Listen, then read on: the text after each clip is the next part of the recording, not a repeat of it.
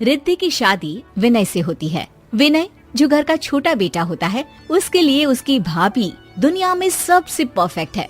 ऐसे में वाह भाभी, क्या खाना बनाया है, लग रहा है आपके हाथ चूम लूं। क्यों नहीं विनय भैया, चूम ही लीजिए आज तो। पास खड़ी रिद्धि को इन दोनों पर गुस्सा आ जाता है। तभी विनय का बड़ा भाई कहता है, शुरू हो गई भाभी की तारीफ। रिद्धि, विनय को तो रीना इतनी परफेक्ट लगती है कि मुझे लगता है कि इसे रीना जैसी बीवी ही मिलनी चाहिए थी। रिद्धि मुस्कुरा देती है। कुछ भी कह रहे हैं, कहाँ परफेक्ट हूँ मैं। अरे नहीं भाभी, कैसी बात कर रही हैं आप? आपको पता ही नहीं है कि आपने आज तक कोई भी काम खराब नहीं किया। हर एक काम आप परफेक्टली करती हैं। और रिद्धि, तुम भाभी के साथ रहकर ये सब सीख लेना। हाँ, रिद्धि कहती भी तो क्या, नई नई शादी, ऊपर से घर का माहौल ऐसा कि पति दिन रात भाभी भाभी के गुणगान गाता रहता। एक शाम, विनय मैं तैयार हो गई हूँ, चलो ना। भैया भाभी कहाँ है? अरे भैया को किस बात की चिंता है, भाभी ने सारी तैयारी कर दी होगी। बाकी भाभी आ ही रही होंगी। अरे कितने काम करती हैं बेचारी। हाँ ठीक है ठीक है। अच्छा ये ड्रेस देखो ना, कैसी लग रही है। विनय बोलने ही वाला होता है कि सामने भाभी आ जाती है। अरे वाह भाभी, ये साड़ी कब ली? बात जच रही है आप पर।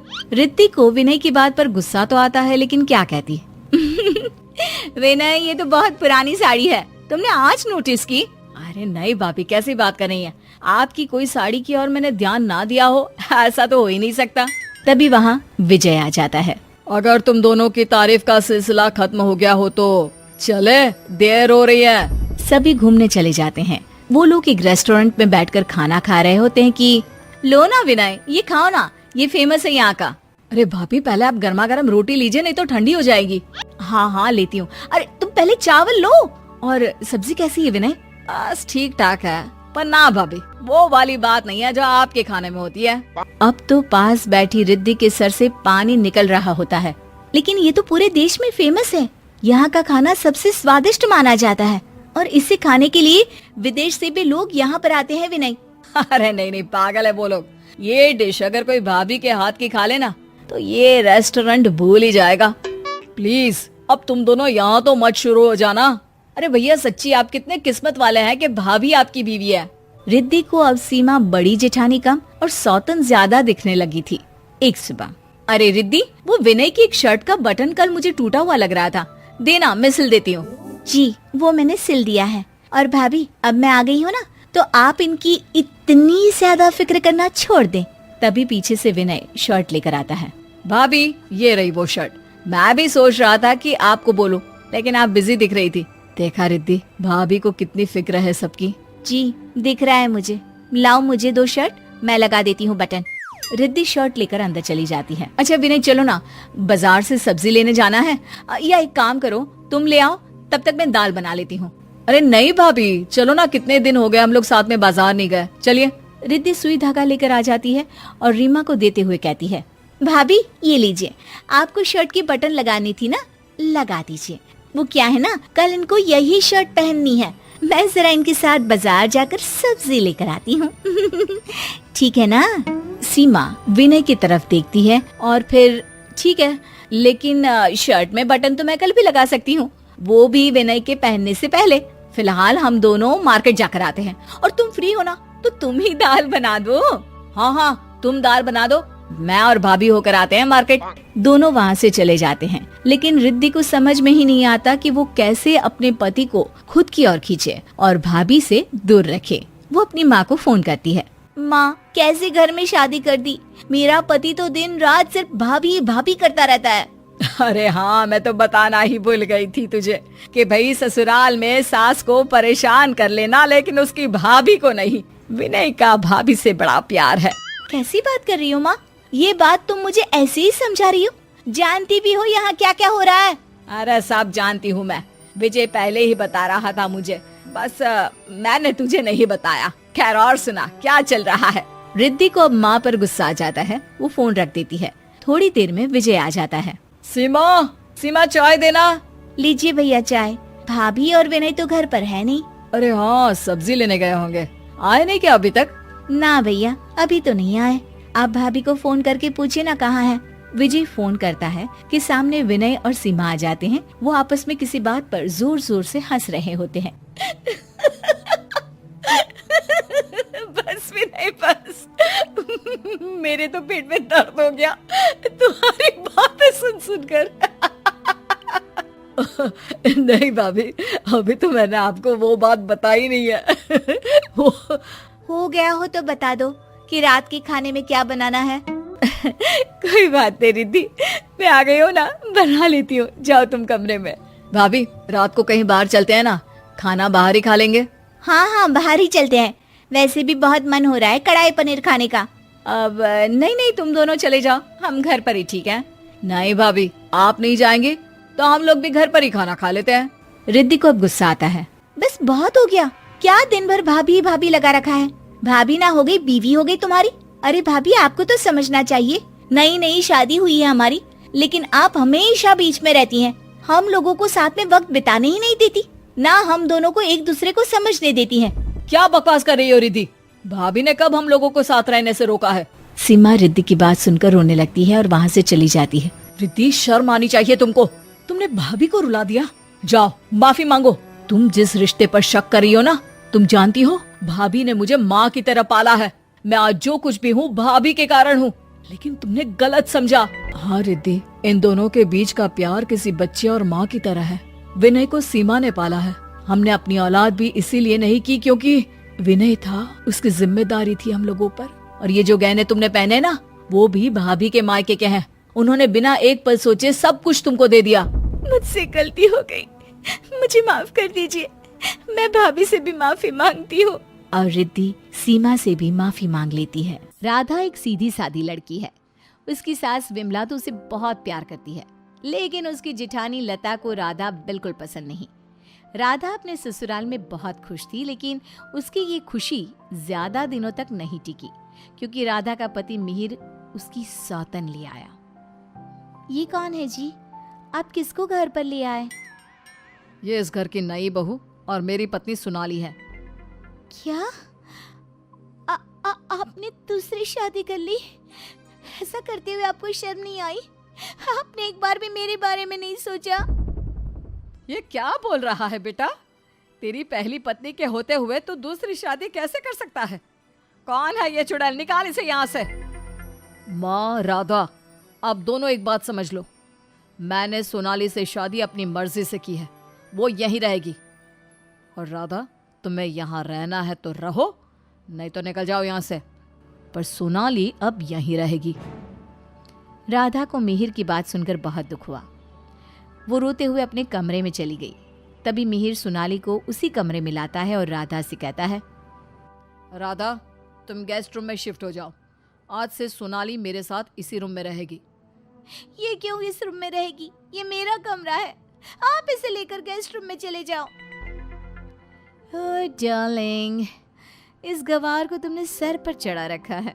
छोड़ो ना, हम दोनों गेस्ट रूम में ही चले जाते हैं। वैसे भी इस रूम का इंटीरियर डिजाइन मुझे खास पसंद नहीं आया। ओके डार्लिंग, जैसा तुम कहो। मिहिर उसे लेकर चला जाता है और राधा कमरे में बैठकर बहुत रोती है। तभी वहां पर विमला और लता आ जाती हैं। विमला राधा को समझाती है, लेकिन लता अपनी देवरानी के जख्मों पर नमक छिड़कते हुए कहती है, राधा, जरूर तुम में ही कोई कमी होगी जो तुम्हारा पति तुम्हारे हाथ से निकल गया और तुम्हारी सौतन ले आया। मेरे पति तो बिल्कुल वैसे नहीं है, वो किसी दूसरी औरत को आंख उठाकर देखते तक नहीं है।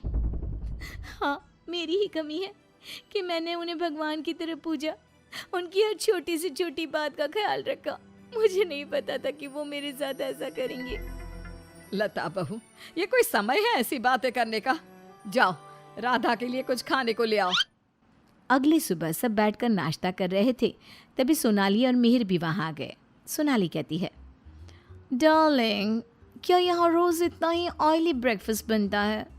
मुझे इतना ऑयली खाने की आदत नहीं, सुबह कुछ हेल्दी फूड खाना चाहिए। आज तुम ये खा लो डार्लिंग, कल से तुम जो कहोगी इस घर में वही बनेगा। ओके डार्लिंग, मैं आज तुम्हें अपने हाथों से खाना खिलाऊंगी। सोनाली मिहिर को अपने हाथों से खाना खिलाती है। ये देखकर राधा को बहुत दुख होता है। उसके बाद मिहिर अपने ऑफिस चला जाता है। तब लता सोनाली से कहती है, सोनाली, कैसा लगा तुम्हें अपना ससुराल? अच्छा है, लेकिन यहाँ कोई भी मुझे पसंद नहीं करता। पसंद तो मुझे भी कोई नहीं करता, सब उस राधा के आगे पीछे ही घूमते हैं। चलो छोड़ो इन बातों को, आओ मैं तुम्हें घर दिखाती हूँ। लता सोनाली से बहुत बातें करती है। जब मिहिर घर पर नहीं होता तो दोनों आपस में घंटों बातें करती। लता और सोनाली की नज़दीकियाँ देखकर विमला सोचती है, ये लता बहू हमेशा सोनाली से गुड़ पर चींटी की तरह क्यों चिपकी रहती है। राधा से तो कभी इसने ढंग से बात भी नहीं की। राधा भी तो इसकी देवरानी है और ये देवरानी से बोलती तक नहीं, लेकिन देवरानी की सौतन से चिपकी रहती है। विमला ये सब सोच ही रही होती है कि तभी वहां राधा आकर पूछती है, माँ जी, आज रात के खाने में क्या बनाऊं? अरे राधा, मुझसे क्या पूछ रही है, अपने पति से पूछ। मिहिर जी। राधा कुछ बोल पाती इससे पहले ही मिहिर बोल पड़ता है, माँ मैं और सोनाली आज शाम मूवी देखने जाएंगे और डिनर भी बाहर करेंगे, तो आप हमारे लिए कुछ मत बनाना। ये बोलकर मिहिर वहां से चला जाता है। राधा रोते हुए अपनी सास से कहती है, देखा माँ जी आपने, आप ये मुझसे बात करना भी पसंद नहीं करते। ये मेरे साथ ऐसा बर्ताव करते हैं जैसे मैं इस घर में रहती ही नहीं हूँ। अरे ना ना बेटा, रो मत तू। उस सोनाली का जादू इसके सर से उतरेगा ना तो ये फिर से तुम्हारे पास ही आएगा। शाम को मिहिर सोनाली को आवाज देता है, सोनाली, सोनाली जल्दी बाहर आओ, इतनी देर करोगी तो मूवी शुरू भी हो जाएगी। ओहो डार्लिंग, तुम तो तैयार भी नहीं होने देते। देखो कैसी लग रही हूँ मैं। हमेशा की तरह बहुत खूबसूरत। अब चलो जल्दी करो, बहुत देर हो रही है। मिहिर सोनाली के साथ चला जाता है। ये सब देखकर राधा बहुत रोती है। इसी तरह एक दिन सभी बैठकर खाना खा रहे होते हैं कि तभी मिहिर सोनाली से कहता है, सोनाली कल मैं ऑफिस नहीं जाऊंगा, कल हम शॉपिंग पर जाएंगे। ठीक है डार्लिंग। बेटा राधा को भी शॉपिंग पर ले जा, उसके सारे कपड़े पुराने हो गए हैं और वो दिन भर घर के कामों में लगी रहती है, कहीं बाहर ही नहीं जाती। बाहर जाएगी तो उसका मन भी बहल जाएगा। क्या कह रही हो माँ, मैं राधा को लेकर बाहर जाऊंगा? कभी नहीं। सॉरी माँ, लेकिन मेरे पास टाइम नहीं है। मैं आपको रुपया दे दूंगा, आप चली जाना उसे लेकर। बेटा तू तो राधा को बिल्कुल भूल गया है, मगर ये याद रख वो आज भी तेरी पत्नी है और इसी घर में रहती है। हाँ तो वो क्यों रह रही है इस घर में, चली क्यों नहीं जाती? राधा अगर तुम चाहो तो मैं तुम्हें तलाक दे सकता हूँ। तुम ठीक से सोच लो और अपना फैसला मुझे बता देना, बदले में जो चाहो वो मैं तुम्हें दे सकता हूँ। मिहिर की बात सुनकर राधा के ऊपर मानो बिजली सी गिर गई। इसी तरह कुछ दिन बीत गए।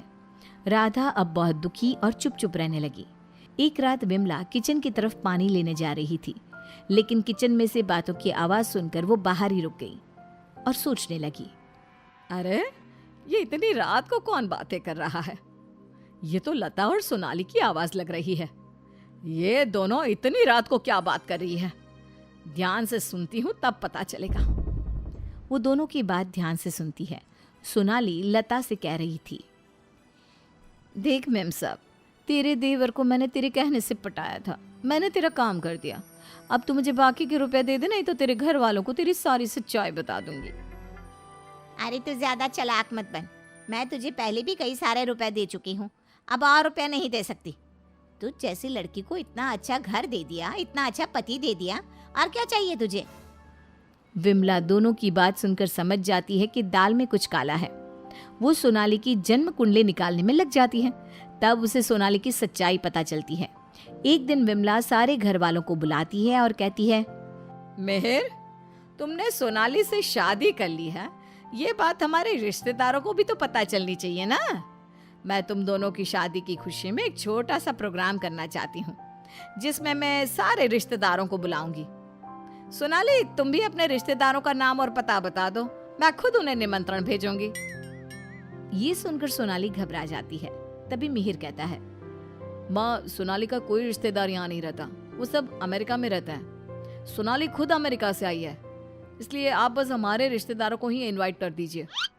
मिहिर तुम बहुत भोले हो, तभी तो इस 420 सोनाली ने तुम्हें आसानी से बेवकूफ बना दिया। यह कोई अमेरिका से नहीं आई, ये जेल से आई है। और इसके घर वाले भी एक नंबर के चोर है। ये और इसके घर वाले लोगों को बेवकूफ बनाकर घर लूट कर ले जाते हैं। और इसको तुम्हारी जिंदगी में लाने वाली है लता। लता, अब तुम बताओ, क्यों किया तुमने ऐसा? हाँ, मैंने ही सोनाली को रुपए दिए थे कि वो मिहिर को अपने प्यार के जाल में फंसा ले और मेरी देवरानी की सौतन बनकर इस घर में आ जाए।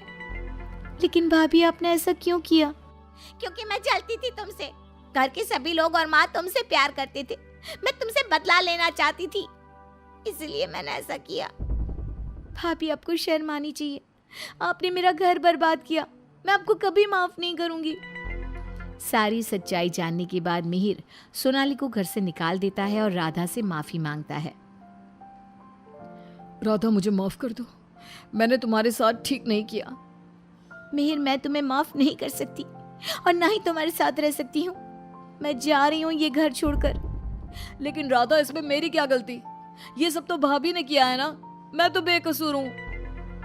अगर सोनाली सच में अच्छी लड़की होती तो क्या तुम उसे छोड़ते? कभी नहीं। और इस बात की क्या गारंटी है कि कल तुम्हें सोनाली से अच्छी लड़की मिलेगी तो तुम दोबारा ऐसी गलती नहीं करोगे? राधा अपना सामान लेकर घर से जाने लगती है। विमला और मिहिर उसे बहुत रोकते हैं, लेकिन वो नहीं रुकती। राधा जाते जाते अपनी जिठानी से कहती है, भाभी, आप क्यों उदास खड़ी हो? आपने जो चाहा था वो तो पूरा हो गया ना। मैं जा रही हूँ हमेशा के लिए। अब आप ही इस घर की बहू हैं। अब सब आपको ही प्यार करेंगे, बस। तभी लता का पति विकास आ जाता है और कहता है, नहीं राधा, ये इस लायक नहीं कि इसे कोई प्यार करे। लता, तुम अभी इसी वक्त इस घर से निकल जाओ। मैं तुम्हें एक सेकंड भी यहाँ बर्दाश्त नहीं कर सकता। अगर मैंने तुम्हें इस घर में जगह दी तो न जाने कल तुम हमारे ऊपर कौन से दुखों का पहाड़ तोड़ दोगी। लता विकास से बहुत माफी मांगती है, लेकिन वो उसे घर से निकाल देता है। लता को इस बात का पछतावा था कि उसने अपना हंसता खेलता घर बर्बाद कर दिया। ना तो विकास अपनी पत्नी लता को माफ करता है और ना ही राधा अपने पति मिहिर को माफ करती है।